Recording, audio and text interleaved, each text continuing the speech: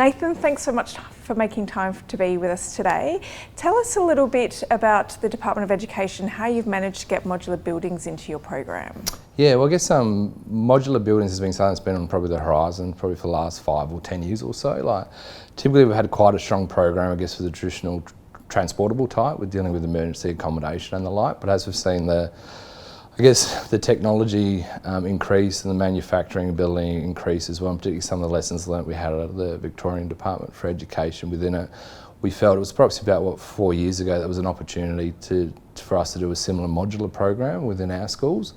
So I guess within that we went ahead and did a series of research and understanding into it to what the modulars can provide for our schools from the traditional, what people might be viewed as, the normal, huts that they see out on mining camps and the like, that actually these modular buildings can be quite bespoke, can be quite tailored, can be 21st century contemporary education within it. So we went through that process to prove what it can be done.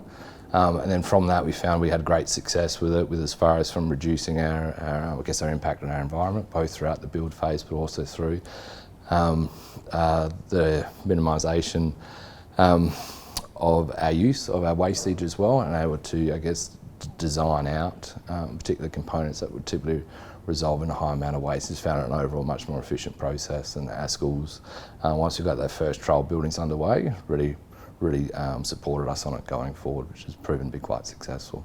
The modular buildings in schools for us, they provide much less disruption for our schools and our sites, with obviously the actual on-site construction time being much lower than the traditional in-situ build. We also appreciate it from the point of view from minimising of waste and also materials as well.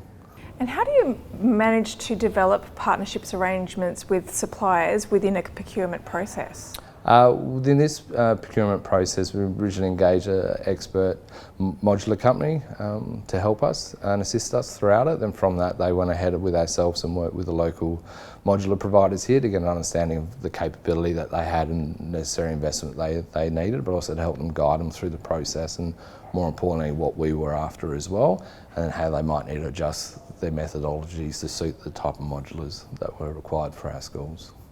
So circular economy is all about designing out waste, keeping assets and products at their highest value as long as possible, and regenerating nature.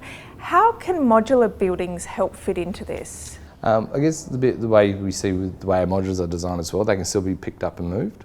So I guess from that component as well, where we see where schools increase in size and sometimes decrease in size, we still have that ability to move them as we see fit, get more flexibility. I guess the other one we look through it as well, typically our buildings are there for 60 odd years, so we generally get that end of life. But even though we're talking through with the circular economy, it's really coming back through viewing ourselves as a consumer, or viewing ourselves as a user, not as a consumer.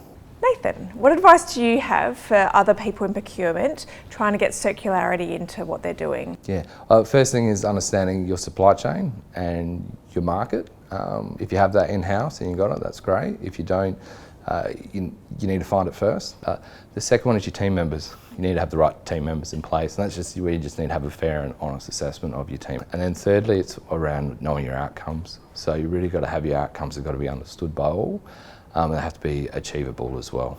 So what's the kind of cost comparison on moving to this new way of building? What we found at the start of the program is that it was fairly comparable to in situ build as we were learning, and also as we were pushing and pulling to what the manufacturing process can do.